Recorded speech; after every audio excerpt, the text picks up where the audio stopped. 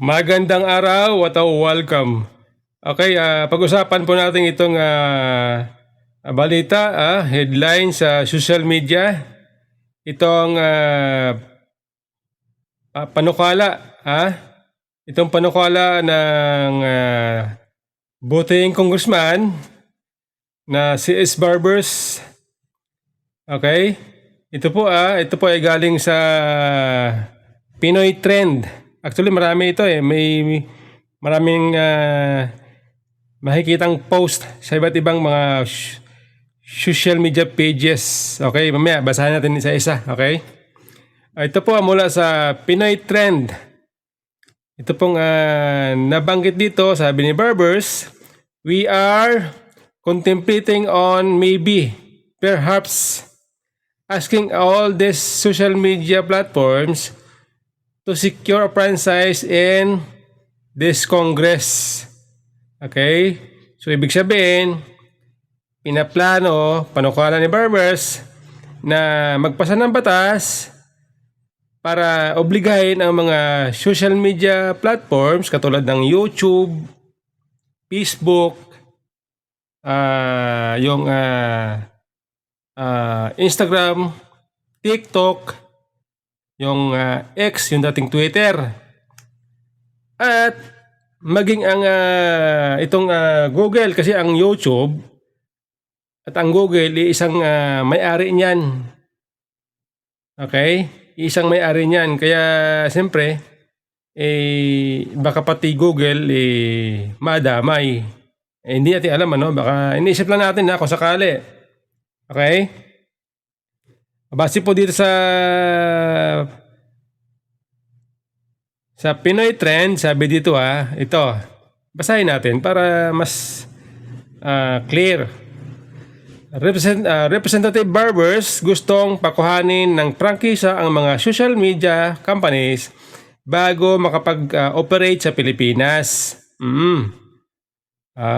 Nagbigay ng mungkahi si Surigao del Norte Representative Barbers, S. Barbers, na magsusulong ng isang panukalang batas na utosan ang mga social media companies na kumuha muna ng prangkisa bago makapag-operate sa Pilipinas. Bakit? Sa kanyang pahayag, sinabi ni Barbers na kung magkaroon ng prangkisa ang mga social media platforms ay mas madali nilang mababantayan ang mga nangyayari sa social media. Yung pala ang purpose nun. Para daw mabantayan ang nangyayari. So ibig sabihin yan, i-monitor nila kung ano yung mga aktibidades sa social media. Kung halimbawa, katulad ng mga ibang media sa Pilipinas, yung mainstream media, halimbawa, o yung Isiminay, for example, pwede nilang i-shutdown, bawin ng prangkisa kapag merong hindi maganda. Okay? Katulad niyan, yung mga Pilipino, ang tanging paraan lamang para makapag-express ng kanilang mga saloobin, opinion, ay pinakamadali na kanilang puntahan ay social media. Ngayon, kung halimbawa, maobliga na mag-secure ng prangkisa ito mga ito, at kung sakali, ito lang, opinion ko lang to kung sakali ay hindi pumayag, hindi magkasundo ang gobyerno at itong mga social media companies na ito, social media platforms na ito, ano mangyayari? Ano mangyayari sa ating bansa kung halimbawa hindi nagkasundo, hindi pumayag? Okay? Wala nang malungkot na ang buhay ni Juan de la Cruz. Malungkot na, hindi na makapag-post ng picture, na mga video, na mga kung saan sila pumupunta, ano mga kanilang ginagawa. Malungkot na ang buhay ni Juan de la Cruz. Kasi kung wala na Facebook, halimbawa, walang YouTube, walang Instagram. Kasi sa aking palagay ay libangan ngayon ng mga Pilipino itong mga social media platforms na ito. Kaya kung sila ay obligahin Paano ngayon yan? At hindi pumayag, hindi nagkasundo, tapos. Di ba? Di ba, ang pinakamakadali ngayon, pinakamadali na way of communication, yung messenger. Messenger, libre. Libre ka makapagpadala ng inyong mensahe sa inyong mga kakilala, kamag-anak, kapatid, anak. Kung halimbawa yung anak mo nasa school, sa pamamagitan ng messenger, madali mo siya i-monitor. Okay? Kung halimbawa hindi nagkasundo ang gobyerno, di shutdown. Shutdown ng servisyo ng Google, ng Facebook, YouTube, Instagram, TikTok, ito pa. Ito naman inaano lang natin na opinion ko lang, kung sakali lang na hindi magkasundo, hindi pumayag. Malaki ang impact sa ating bansa. Bakit? Pati trabaho. Mawawalan ng trabaho ang mga Pilipino. Okay? Yan po ang ating naisip kung sakali. In-advance natin mag-isip kung sakali. Kasi kung bakit ko nasabi kasi dahil sa balitang ito, ako po yung nag-search ako para malaman ko kung sa ibang bansa may prangkisa ba itong mga social media platforms na ito. Doon lang mismo sa Amerika kung saan sila nanggaling. Amerika, ang kanilang country origins. Okay? Naghanap ako para malaman kung sa ibang bansa meron silang prangkisa. Okay? Katulad dito, wala akong nakita. Okay? Wala akong nakita na meron silang prangkisa sa kanilang bansa o maging sa ibang bansa. Okay? Wala Wala akong mahanap Ngayon, kayong mga kababayan, kung meron kayong alam na itong mga social media platforms nito ay may prangkisa sa ibang bansa, edi i-share ninyo para alam natin. Pero ako, wala akong makita. Ito pa Ito po sa post ni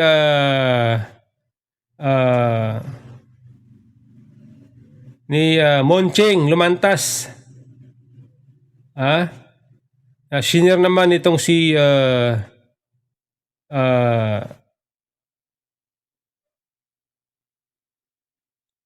Mr. Jason Sa. Okay, sabi dito ni Moncheng Lumantas sa kanyang response dito sa panukalaang batas ni Barbers. Okay, ito sabi ni Moncheng "This is one of the most brutal and barbaric statements I have ever heard from supposedly seasoned statesman. Tell to the billionaire Mark Zuckerberg and Elon Musk, within 24 hours, they shut down Facebook, Instagram, and Twitter, depriving 100 plus million Filipinos of its use for social media interaction, information, dissemination, and digital engagement. Mr. Barbers, you should have made research before opening your big mouth, because no country in the entire planet has ever required social media platforms to obtain a congressional franchise or legislative approval to operate. Why? Simply because they are not public utilities like PLDT, Meralco, or Maynilad that provides essential services to the people. Neither they are broadcast companies like JB7, ABC5, or ABS-CBN, which use public airwaves, a limited and regulated national resource. So yan. Okay? Yan po ang paalala nitong si Mr. Moncheng Lumantas.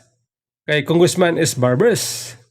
Mag-isip-isip muna, mag-research, bago magsalita dahil hindi mo alam, baka sa isang idlap within 24 hours, mawalan ka ng communication. Mawala ka ng internet. Isip-isip daw muna, Mr. Barber, sabi nito si Monching Lumantas. Tama naman. Dahil itong isyong ito ay hindi biro. Okay? Hindi biro yan. Ito pa Ito po para malaman ni Mr. Barbers, galing ito sa Business World. Okay? Basahin natin para alam ni Mr. Barbers. Business World. Franchise requirements for social media mold amid disinformation crackdown. Ano ba sabi dito? Ano ba sabi? Basahin natin para alam natin. House of Representatives Committee on considering proposal that will acquire social media companies to secure a franchise to operate as part of effort to combat spread of disinformation, a congressman said on Tuesday.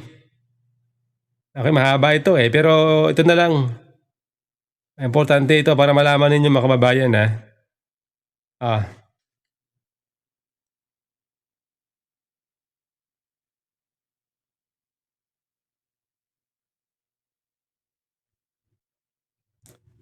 sabi dito ito na lang information para malaman ninyo. Among biggest challenges, most Filipinos source news from this platform, with 6 out of 10 Filipinos saying they are get their news from social media, particular on Facebook. A survey, a 2024 survey by political consultancy firm Publicos Asia. Yan pala. Base pala sa survey ng Publicos Asia, ang mga Pilipino ay kumukuha ng kanilang balita 6 out of 10 mula sa Facebook noong 2024. So ibig sabihin, ang mga Pilipino ngayon, ang kanilang paraan para makakuha ng balita ay sa social media na. Majority. Hindi na sa mga mainstream media. Okay? Kasi nga, simple nga naman. Kung mayroon kang cellphone, mayroon kang dala cellphone, kahit saan ka, pwede ka makakuha ng balita sa social media. Hindi katulad ng pagka-mainstream media ay kailangan nasa bahay ka. Okay? Samantala ito, kahit saan pwede ka, kahit sa sasakyan ka, pwede kang makapanood ng balita. Kaya pala dito base sa Business World, 6 out of 10 mga Pilipinos ay kumukuha ng balita sa social media. Yan po Yan po ang ating iisip kung sakali lang. Inuulit ko kung sakali lang.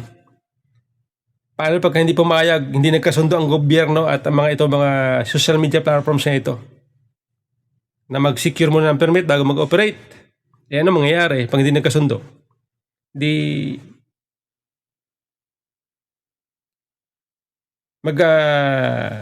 Hihinto. Posible, mangyayari, maghinto ang kanilang serbisyo sa ating bansa. Tapos, kung sa bagay, nung araw, wala namang internet, walang Facebook, walang YouTube, walang Instagram, walang Twitter, walang TikTok, nabuhay naman tayo. Di ba nung araw, kapag meron kang kamag-anak sa probinsya, gusto mong kamustahin, gumawa ka ng sulat. Tapos, ilagay mo sa sobre. May nakalagay, airmail. Airmail.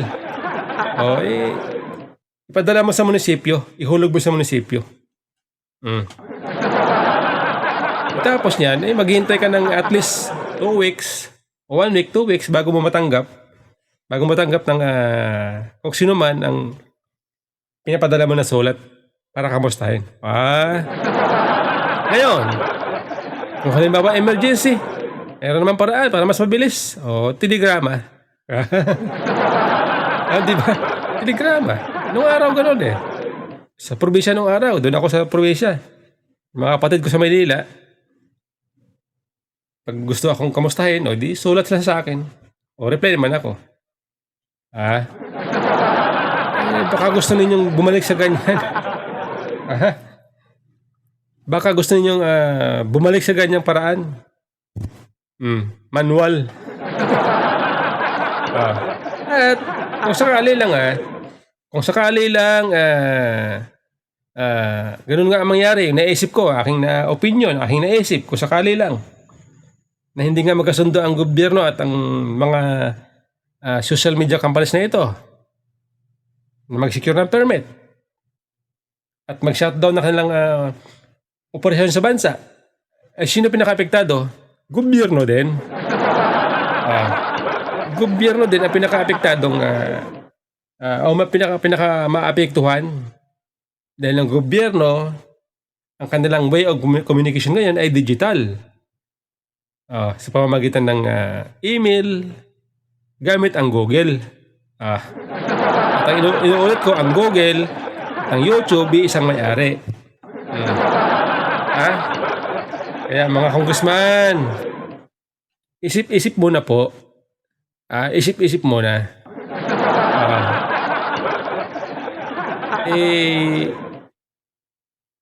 Katulad doon sinabi ni Moncheng, ito po mga ito ay hindi ito katulad ng mga mainstream media na pwede nyong obligahin kumuha ng permit ng prangkisa. Okay? Ayan po Mr. Congressman Barbers, sir. Ito po ay aking naisip lamang, opinion ko ito base sa mga nabasa ko mga news sa social media.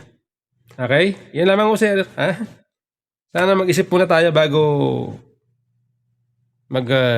bitaw ng salita. Dahil baka hindi natin alam, tayo rin ang apektado. Okay? Bakit nga ba? Bakit nga ba kayo takot? Bakit nga ba gusto nyong kailangan mag-secure ng prangkisa ito mga ito para gusto nyong hawakan? Gusto nyong kontrolin? Gusto nyong i-sensor? Ganun ba, sir? Itanong natin. Ganun ba ang purpose?